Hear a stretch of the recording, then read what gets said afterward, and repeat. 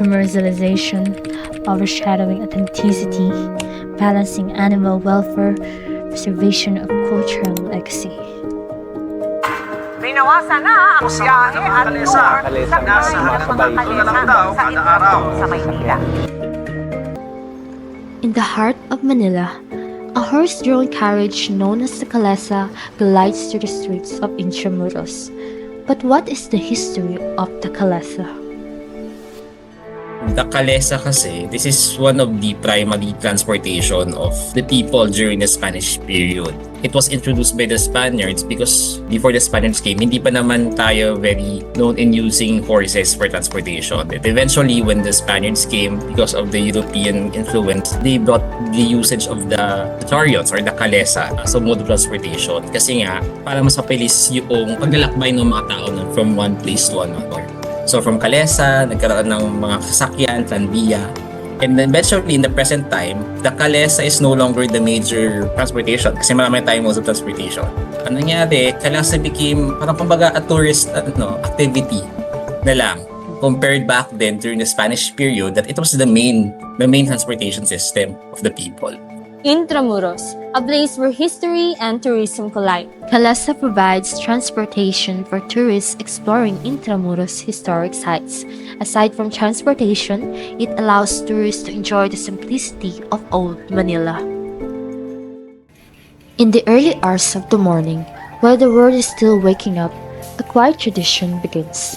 This is the preparation of a Kalesa driver and his loyal horse, a partnership rooted in trust, care, and history. And so, the journey begins. The road going to Intramuros is not kind to the Kalesa.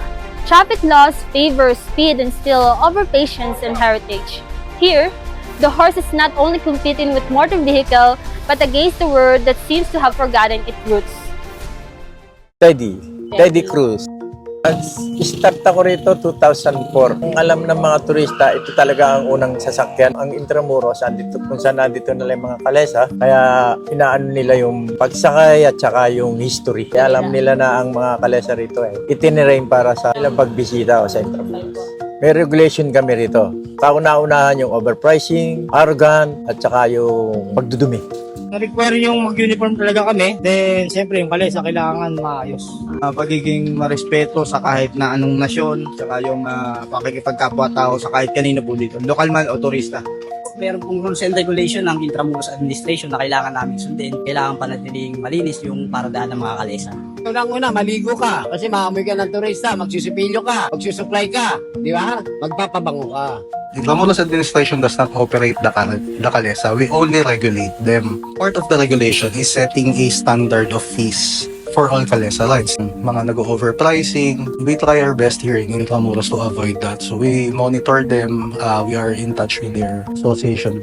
From time to time, the Kalesa operators are provided with training through partnerships with the Department of Tourism or other organization.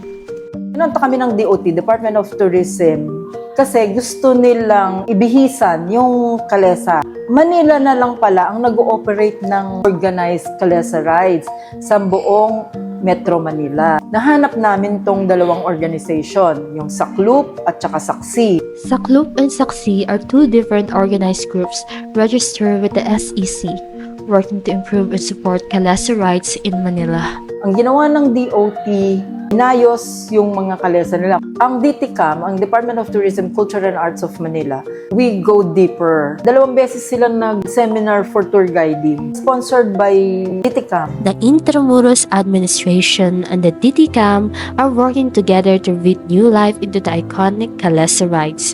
Through training programs and support initiatives, they aim to enhance the experience for both tourists and drivers alike. It's an informal program. Hindi siya totally established na program ng Intramuros Administration. But we do sponsor from time to time training programs, tourist guiding training for not only for Kalesa but also for the pajak drivers. Palagi namin silang kasama. Intramuros Administration, NHCP, which is the under ng Luneta Park. Yung constant communication with them para yung sa lalo na yung presidente kung anong maitutulong namin. Binibigyan kami ng pampintura, medyo pagagandahin yung Kalesa. Hindi kami nila pinabayaan. Through the support and partnership between the Intramuros administration and DTCAM, the Kalesa Rides continue to be relevant to the history and culture. Nag-hire kami ng mga speakers na entitled doon sa kanilang craft. Kumuha rin kami ng expert sa VIB, Doctor of Veterinary Medicine, para sa care ng kabayo. Kasi paano mo makukuha yung safety ng pasahero kung yung kabayo ay may sakit? While the horses waited for the next ride, they stand here for hours in heat, sometimes with a limited access of shade or water. Have you ever wondered what the hidden realities lie behind the scenes? Pilay ng kabayo is so common in areas like they are being used in paved or asphalt conditions. So the concussion of the hoof is so severe. Second is, of course, because of the economic situation, the health in terms of their feeds and feeding, yung pagkain nila. Of course, the environmental issue in terms of the pollution inside the city. To ensure the health and well-being of these hardworking animals, they need proper care. Maintaining a health condition of the horse is what we call this wellness program. The wellness program is something to do like detecting the small problems before bigger problems comes. So it's a preventive medication. So the preventive medications come in from good nutrition, good environment, maintenance of their feed, of course the sanitary condition of these horses. Meron naman siyang doktor. Meron siyang vitamins, kumpleto siya. Part ng pag-i-issue ng Kalesa operator permit, the Kalesa operator or the driver, annually, may kinokontract sila na veterinary or veterinary from the city government. Chine-check up yung horses kasi part ng requirement for renewal ng permit is yung veterinary clearance. Kalesas are Kalesas, they are a beast of burden, but they have the rights. It's a good idea na there is this old cultural heritage and we should be proud of that. But then, the only thing that we are concerned of is not to overwork these horses. They have their own rights because of this Animal Welfare Act. Once a common form of transportation, this horse-drawn carriage has now become a beloved feature of Intramuros, offering both locals and tourists a glimpse into the past. But is the ride really authentic as it seems, or it's a merely illusion crafted for tourists? Nasasakyan pa rin sila eh. Kumikita sila eh. Kasi kung attraction ka lang, hindi ka sasakyan. Titingnan ka lang, hindi ka gagamitin, hindi ka use.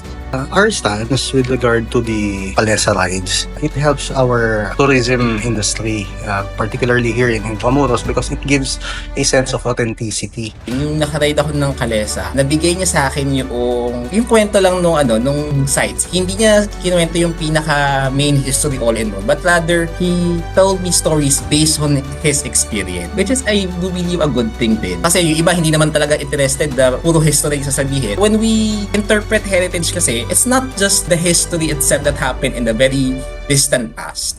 While the Kalesa ride may not always cover the entire history, it serves as a living piece of Manila's heritage. The Kalesa may no longer be the main mode of transport, but it remains an enduring symbol of Manila's rich past. Modernization is evolving. We cannot deny that everything is affected by it, and Kalesa rides are not an exception.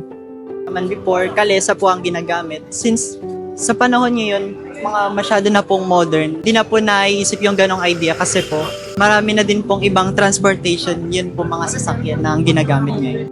Yung mga vehicles dito sa Intramuros, ang daming vehicles dito. We're trying to minimize the volume of vehicle and it's very challenging. Nakaka-apekto dun sa Kalesa. As the city modernizes, the challenge is to keep this tradition alive while also securing the future. Intramuros Kalesas have problems with traffic, other ways to travel, and keeping them in good shape. What other challenges might arise in preserving Kalesa rides? Yung tumatanda na yung mga Kalesa operators namin. Sinama sa seminar na kailangan matuto na silang gumamit ng mag-adapt sa technology kahit matatanda. Pero yung mga bata, sila eh. Ginaguide na lang ng mga batang kutsero. Intramuros Kalesa face threats from modernization. Balancing tradition with modern transportation and managing traffic are key challenges. But everything needs to evolve in order to adapt to the changing times. Evolving in the sense that it won't change statistically, but rather it will just need improvements. Yung isa kanina, yun yung challenge niya, yung quadra. Kasi pagka walang quadra, nahihirapan din yung mga matatandang kotsero, di ba? Pangalawa, yung mga anak at apo ng mga kotsero na matatanda, ang pinakamatanda yata nila is 83. Parang yung susunod na generation nila, wala nang kukuha. Alarming yon sa kasi baka tuluyan nang mawala yung kultura ng Kalesa. Since tayo na nga lang ang may organized tour ng Kalesa around Metro Manila. Pangatlo, yung mag-aastos ang pag-alaga, pag-maintain ng kabayo. Tourism revenue helps support projects, but the main goal of Intramuros is to protect history and culture. Yung tourism revenue is only an incident. The main goal of Intramuros administration is not to really to earn yung Presidential Decree 1616 tsaka yung Presidential Decree 1748. Yung dalawang Presidential Decree na yun provides for the mandate of the Intramuros administration, preservation and conservation of the whole of Intramuros. Kailan lang nagkaroon ng Tourism Development Plan ng 2020 to 2025 ang Manila? Parang 2019 lang yata nabuo yung tourism plan. They required coachment to secure permits and insurance, with municipalities contributing to Manila's treasury, funding infrastructure, disaster aid, and other city projects.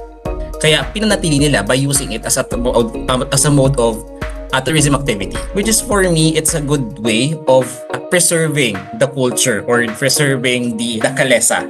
Kasi matatandaan natin na ang isang pamana ay hindi mananatili sa kamalayan ng mga tao kapag hindi siya nagagamit at kapag hindi siya na-appreciate ng mga tao sa kasalukuyan. So I think it would be wise to have and put those Kalesa cart back the way they should look way back in 1800s or during the Spanish time. Yun nga, inihiling namin magkaroon kami sana ng sariling quadra rito sa loob para maasikaso malapit. Nanggagaling pa po kayo na Tundo eh. Guided by the insights and recommendations, Ride with Care, Experience with Heart offers the Intramuros Kalesa Tour, a safe, enjoyable way to explore Manila's heritage while ensuring horse welfare and preserving culture. Seasonal tour packages are also offered to avoid extreme heat and prevent horse exhaustion, preserving history, sharing Filipino culture, and creating a better experience for all. And we propose training, part-time work, and scholarships to engage the youth in preserving the Kalesa tradition by modernizing the role of cocheras. Additionally, we recommend building proper stables or quadra in Intramuros, funded by higher-ups, to ensure proper care and resting areas for the horses. Yun nga, the local government in Manila could also give funding kasi we have to understand, walang project na matutuloy kung walang funding.